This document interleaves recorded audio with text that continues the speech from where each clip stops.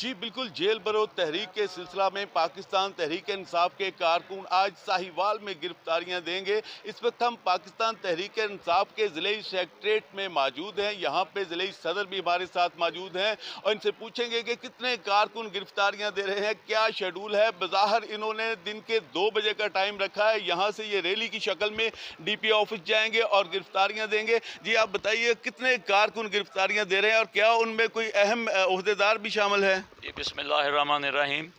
आज तहरीक इंसाफ के कायद इमरान खान की हिदायत पर साहिवाल में जेल भरो तहरीक के सिलसिला में हमारे PTI के कारकुनान, हमारी सिविल सोसाइटी, बहुत बड़ी तादाद, ये तादाद सैकड़ों में होगी, और उनके साथ हमारे सिटिंग MNA MPAs, हमारी डिस्ट्रिक्ट की तंजीमें, हमारी तहसील की तंजीमें, सिटी की तंजीम और हमारे स्टेक होल्डर्स तमाम इंशाल्लाह ताला आप देखेंगे कि DP ऑफिस में गिरफ्तारी देंगे। अच्छा, आपने इनकी कोई लिस्टें बनाई हैं, कोई बाकायदा तादाद आप बता सकते हैं? क्योंकि दीगर अजला में अभी तक सैकड़ों ने गिरफ्तारी नहीं दी, चंद लोग गिरफ्तार होते हैं। इस सिलसिले में आप क्या कहेंगे?